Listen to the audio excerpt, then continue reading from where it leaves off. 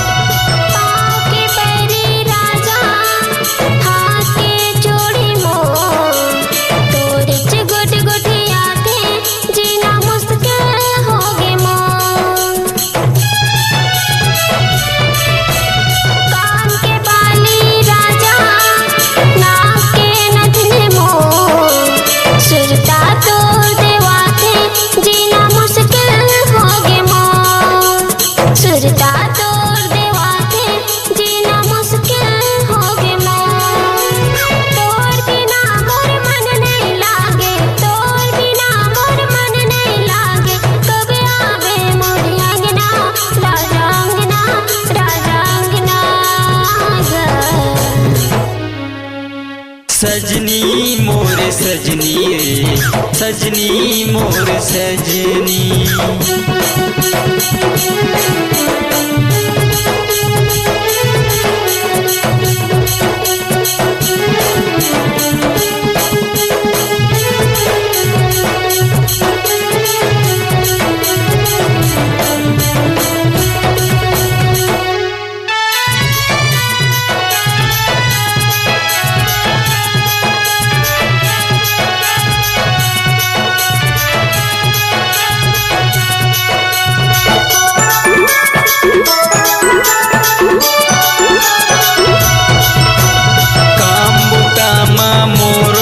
रानी मन नहीं लागे वो चेहरा तोर रानी मन में झूलत रही थे वो।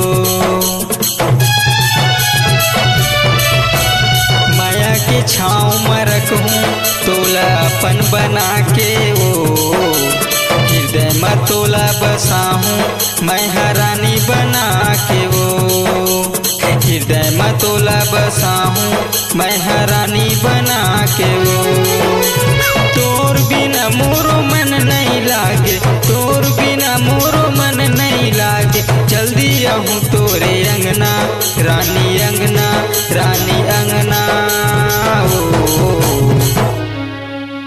सजनी मोर सजना रे सजना मोर सजनी, सजनी मोर सजना रे सजना मोर सजना, सजना मोर सजना रे सजना मोर सजना।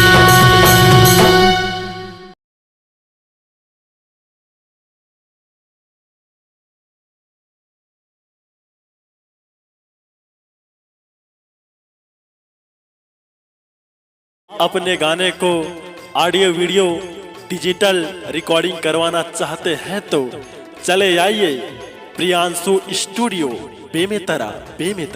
मोबाइल नंबर है 9399345518।